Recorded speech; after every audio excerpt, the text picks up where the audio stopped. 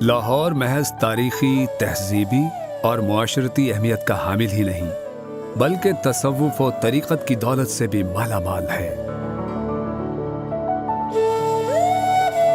اس شہر نے کبھی وہ دور بھی دیکھا جب ذات پات کی تقسیم، جابرانہ حکمرانی اور جادوگری کا بول بالا تھا، لیکن پھر وہ وقت بھی آیا جب قادر مطلق نے اس خطے کی کایا ہی پلٹ دی۔ دیکھتی آنکھوں نے دیکھا کہ شہر غزنی سے تقریباً 850 کلومیٹر کا سفر پیدل طے کرتے ہوئے حضرت سید علی بن عثمان الحجویری المعروف حضرت داتا گنج بخش رحمۃ اللہ علیہ لاہور تشریف آور ہوئے۔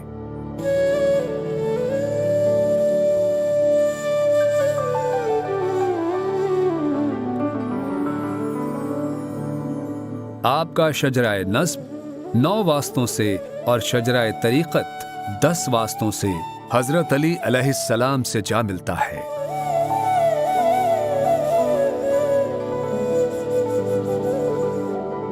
تاریخ بتاتی ہے کہ آپ اپنے شیخ حضرت ابو الفضل محمد بن الحسن الختلی رحمۃ اللہ علیہ کے حکم پر اسلام کی ترویج اور تبلیغ کے سلسلے میں لاہور تشریف لائے۔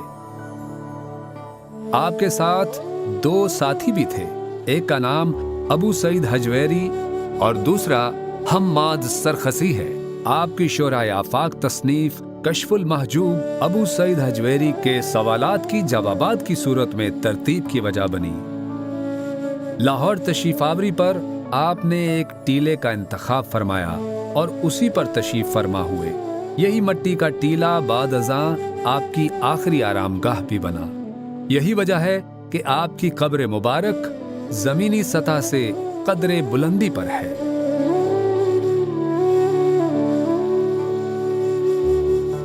مغلیہ شہزادہ دارا شکو اپنی تصنیف سفینۃ الاولیاء میں آپ کی تعمیر کردہ مسجد کا ذکر کرتا ہے،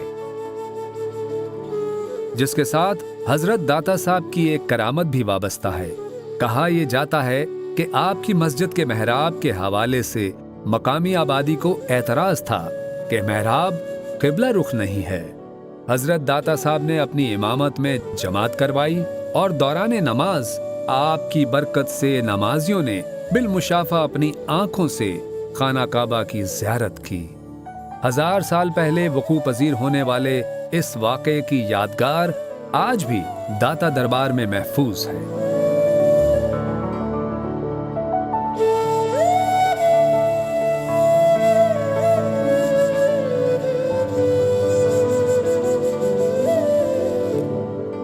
مسجد کی توسیع تاریخ کے مختلف ادوار میں ہوتی رہی، البتہ موجودہ مسجد دربار سے متصل صحن اور بیسمنٹ پر ترقیاتی کام کا آغاز 80 کی دہائی میں ہوا۔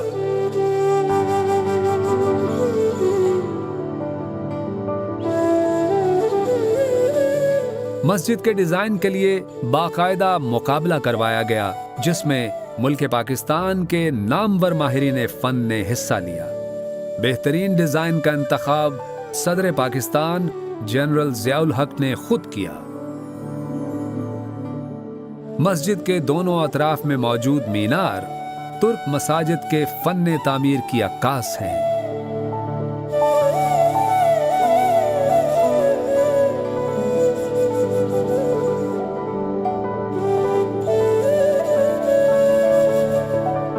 مسجد اور مزار کے مختلف حصوں میں فن خطاطی کا خصوصی اہتمام بھی نظر آتا ہے۔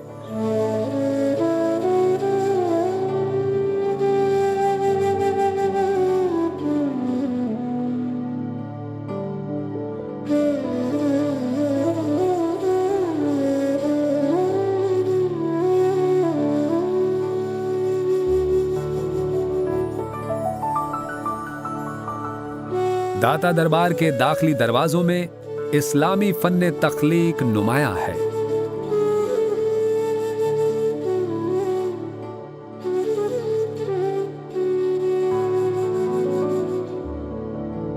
دربار کے احاطے میں ایک سونے کا دروازہ موجود ہے، جسے ذوالفقار علی بھٹو نے اپنے دور حکومت میں نصب کروایا۔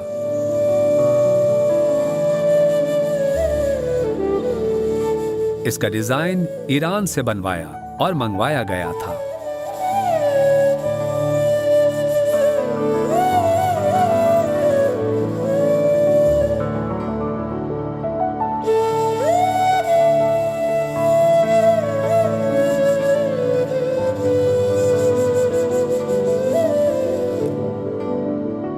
दाता दरबार कॉम्प्लेक्स के बेसमेंट में एक वसी समा हाल वाक़े है, जिसका रकबा 40,000 मुरब्बा फुट है।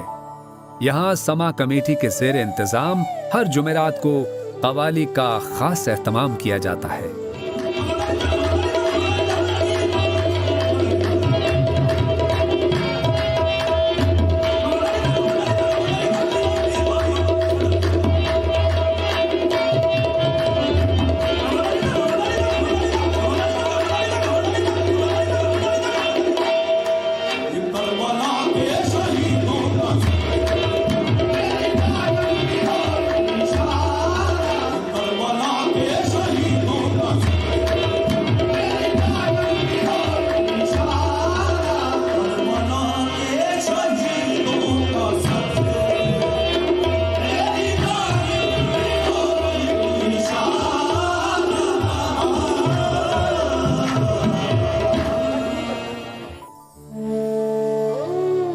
दाता दरबार एडमिनिस्ट्रेशन के मरकजी दफातर से मुत्तसिल एग्जीक्यूटिव ब्लॉक के साथ एक कमरे में फारूक अहमद लेनार्ड इंग्लिस्तानी की कब्र वाक़े है, जो बुनियादी तौर पर अंग्रेज थे।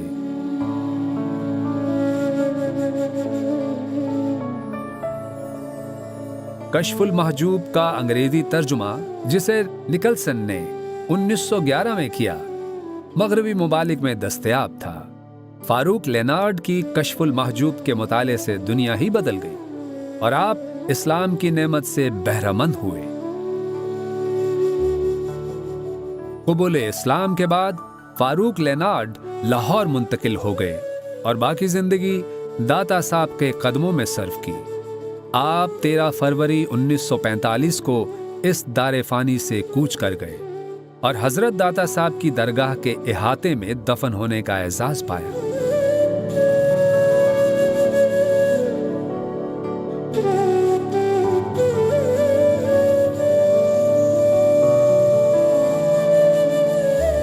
कमोबेश 50 साल बाद 80 की दहाई में जब मस्जिद की तौसी का काम जारी था, तो आपकी कब्र जाहिर हो गई। 50 साल गुजर जाने के बावजूद जिस्म सही हालत में था, चुनांचे उनकी अस्सर-ए-नौ तदफीन का एहतमाम हुआ। ये एरिया मज़ार शरीफ की सतह से कदरे नीचे है।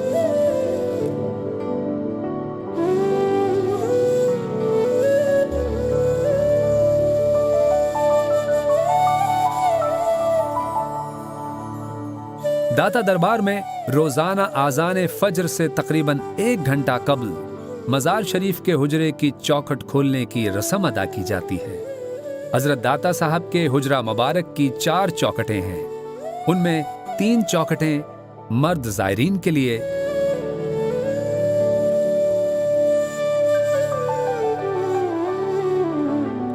और एक चौखट जो शुमाल मशरिक की जानिब है, ख़वातीन ज़ायरात के लिए मखसूस है। चौखट खोलने की रस्म के वक्त ज़ायरीन गुलाम गर्दिश में जमा हो जाते हैं।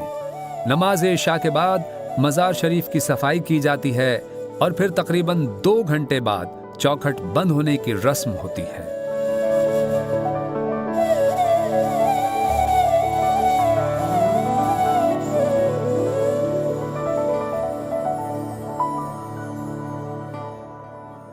जुमेरात के रोज आम दिनों की निस्बत ज़ायरीन की तादाद बहुत ज्यादा होती है। अकीदतमंद दूर दराज से हर जुमेरात को यहाँ आते और हाजिरी की सआदत हासिल करते हैं।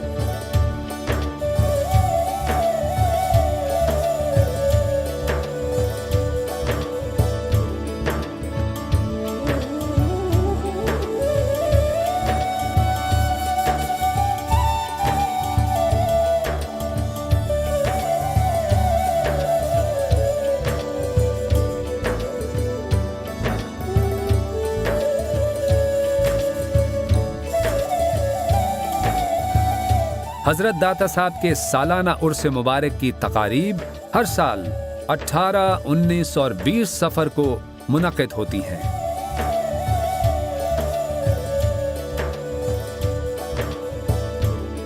دنیا بھر سے لاکھوں عقیدت مندان اور عشاقان سید حجویر محبت کے پھول نچھاور کرنے جوق در جوق شرکت کی سعادت حاصل کرتے ہیں۔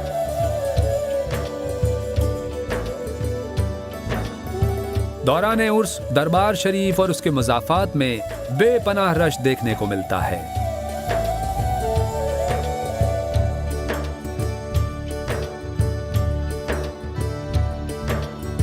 غزنی سے لاہور میں تشریف لانے کے بعد حضرت داتا صاحب کی خدمت اقدس میں سب سے پہلے جس چیز کا نذرانہ پیش کیا گیا وہ دودھ تھا۔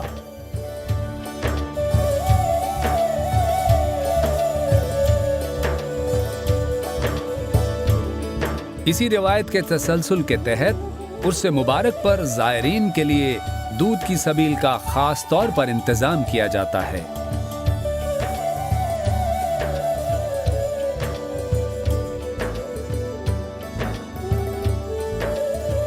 عرس مبارک کے ایام میں زائرین کی تواضع کے لیے ہزاروں من خالص دودھ پنجاب بھر کے عقیدت مند شیر فروشوں کی جانب سے پیش کیا جاتا ہے۔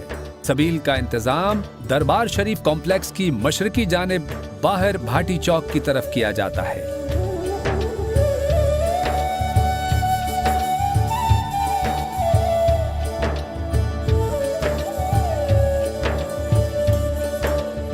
داتا دربار میں لنگر کا وسیع و عریض انتظام بھی موجود ہے۔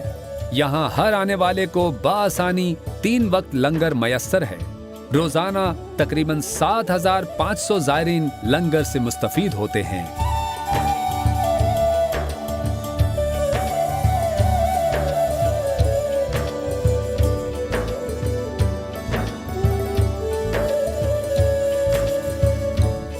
ہر بدھ کے روز دربار میں موجود 44 کیش بکسوں کو کھولا جاتا ہے۔ اوقاف ایڈمنسٹریشن، بینک سٹاف اور خطیب صاحب کے زیر انتظام کیش کی گنتی ہوتی ہے اور نذرانہ جات موقع پر ہی بینک میں جمع ہو جاتے ہیں۔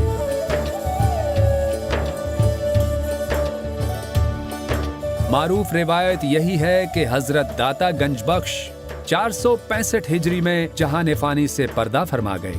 آپ کے وصال کے تقریباً 125 سال بعد خواجہ خواجگاں حضرت خواجہ معین الدین چشتی رحمۃ اللہ علیہ کی بر صغیر آمد ہوئی۔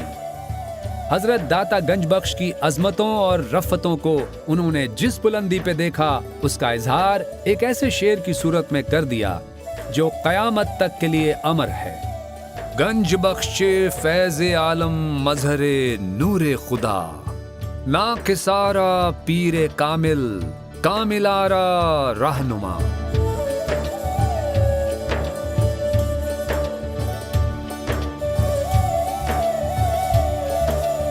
صدیاں گزر گئیں مگر آج بھی یہ خطہ آپ ہی کے رنگ میں رنگا ہے۔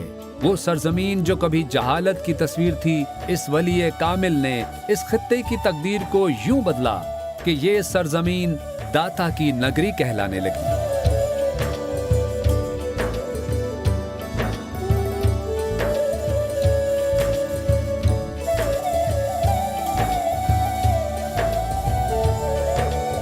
یہ کس کے در پہ کھڑا ہے ہجوم تشنا لباں، یہ کس کی سبز فصیلوں پہ شام ہوتے ہی حروف نعت نبی کی رمجھموں کا نزول۔ سنو کہ ایک زمانہ غلام ہے اس کا، ریاض سید حجویر نام ہے اس کا۔